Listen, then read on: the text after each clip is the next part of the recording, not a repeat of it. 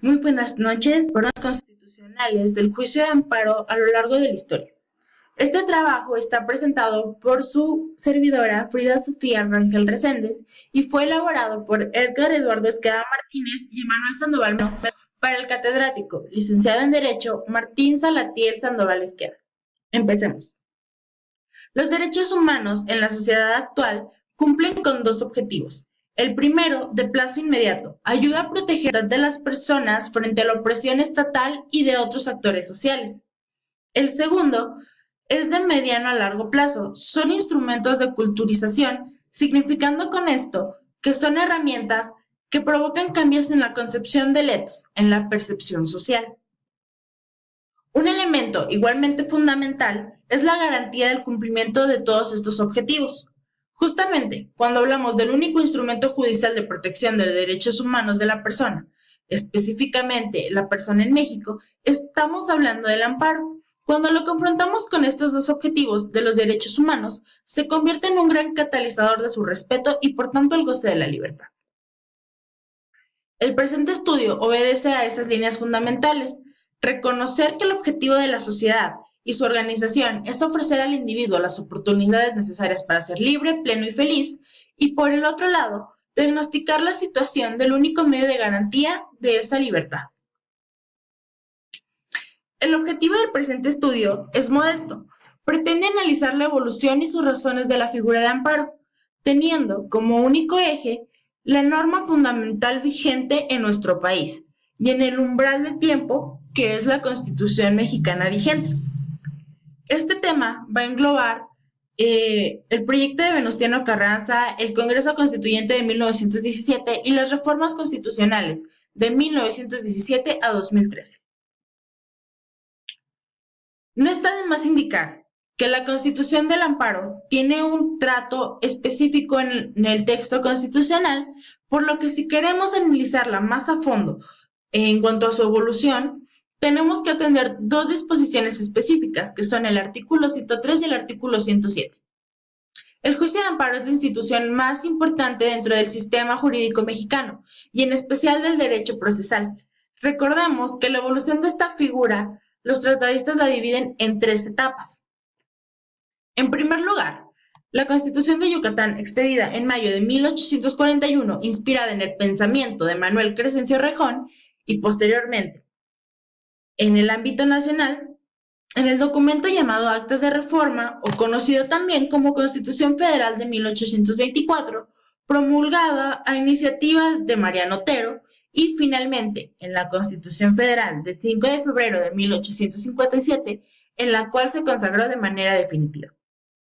Muy bien, sin duda, el juicio de amparo se ha venido desarrollando y perfeccionado de manera paulatina y eficaz en la historia constitucional, hasta llegar a ser principal medio de defensa con el que contamos hoy en día nosotros como gobernados frente al poder público.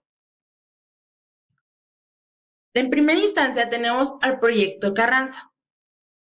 Aquí se nos menciona que dos preocupaciones expuestas tenía el mandatario en la Constitución de 1857, las cuales eran constantemente vulneradas, que eran las garantías individuales, y las dos razones que preocupaban a Carranza eran la cuestión cuantitativa y la cuestión política. El discurso de Carranza ofrece una liga argumentaria respecto al amparo. El amparo como un recurso jurídico que sobrecarga a los tribunales federales, donde esta sobrecarga se debe a los tribunales que tienen que conocer los asuntos de las autoridades estatales. El recurso de amparo pronto se desnaturalizó hasta quedar como un arma política y para acabar con la soberanía de los estados. Esta naturaleza se da por las propias autoridades al vulnerar las garantías constitucionales. Este mismo hecho se refería a juicios penales que con el paso del tiempo hicieron que se extendieran esta procedencia a esta materia con la violación de garantías y por tanto se les agravara aún más la sobrecarga que ya tenían de trabajo. El debate sobre la revisión por vía de amparo fue una decisión que tenía sus raíces en la segunda mitad del siglo XVI. Desde ese entonces se necesitaba definir justicia eficaz y respeto de la soberanía. Esta última situación hizo a Carranza referirse a dos temas del amparo en materia civil. La primera, la de denunciar la existencia de esta procedencia, y la segunda, que es la de anotar los efectos jurídicos y sociales. En relación con lo primero, se señalaba la reforma al artículo 102 muy lejos de alcanzar lo que se proponía e hizo complicar el mecanismo del juicio de amparo. Y con relación a lo segundo, que el pueblo mexicano ya estaba acostumbrado al amparo para librarse de las arbitrariedades. Ok, la reforma del artículo 102 redactaba que todos los juicios se seguirían a petición de la parte agraviada y la sentencia siempre sería para individuos particulares, que con motivos de violación de garantías, los cuales estarían a cargo de los tribunales de la Federación. En ese sentido, el proyecto Carranza consistía en adoptar los artículos 106 y 107, donde el 106 pronto se convertiría en el 103. Como segundo tema, el Congreso Constituyente. Muy bien, el artículo 103, el cual se redujo a definir si habría la posibilidad de proteger al municipio, postura la cual sería defendida por el constituyente Fernández Martínez. En 1917, el artículo 103 fue sometido a debate, adoptando la propuesta del Plan de Carranza, la cual integraba las violaciones por leyes que violenten las garantías individuales, por actos de autoridad que vulneren la soberanía de cada Estado y por actos de las autoridades que invadan las acciones de la autoridad federal. Y estando en contra, tenemos al constituyente Fernández Martínez con su iniciativa que proponía un municipio libre en que los tribunales resolverían toda irregularidad como leyes o actos de autoridad que violen garantías, leyes o actos que vulneren la soberanía de estados y su libertad, leyes o actos que invadan la esfera de autoridad y por disposiciones o actos de autoridades municipales. Haciendo esta discusión corta, con tan solo 142 votos a favor de la iniciativa y 1 en contra, el cual, como bien sabemos, era de Fernández Martínez. En cuanto al artículo 107, las discusiones sobre el artículo 107 se dieron en particular por un voto emitido por Heriberto Jara e Hilario Medina, el cual era defender la soberanía de los estados y negar la posibilidad de que los tribunales conocieran asuntos civiles y penales. Dicho dictamen produjo diferencia de opiniones por un voto. La Suprema Corte de Justicia concedió la apelación y el hecho de resolver dicha sentencia. Esto quiere decir que la Corte podría entremeterse en sentencias de los tribunales. La oposición de Medina, porque la intervención de la Corte altera la impartición de justicia, ya que se le daba atribuciones en temas civiles y penales que probablemente no le correspondían. Otra de sus oposiciones era de que los abogados que se encontrasen residiendo cerca tendrían más influencia y más probabilidades de seguir los casos de amparo que se manejen. En cuanto a esto, el secretario Lizarde sintetizaba la idea de voto particular, mientras el constituyente Pastrana estaba en contra, ya que señalaba que las garantías constitucionales debían estar resguardadas en el Poder Judicial de la Federación y este debe de ser el único protector de dichas garantías. El constituyente Mesa se encontraba a favor del voto, lo que se demuestra en sus indicaciones acerca de que si debía haber jurisprudencias en los estados, siendo que el juicio de amparo solo debe enfocarse a las violaciones de garantías individuales. Lejos de vulnerar la soberanía de los estados, el amparo es la institución ligada con nuestro sistema político, precisamente donde se demuestra el poder judicial. Finalmente, con una votación de 139 votos, se terminó la discusión del artículo 107 constitucional refiriéndose al amparo. La primera reforma era el rediseño de la justicia. Fue publicada en 1951. Es una reforma sistemática, porque en general afronta un rediseño de justicia federal. En cuanto al primero, se refiere a los temas de inamovilidad y juicio de amparo. Y en cuanto al segundo, fue eliminar la inamovilidad del nombramiento de periodo, definiéndolo de 6 años. El rediseño significó la nueva conformación de un artículo 107, con dos grandes rasgos en las modificaciones.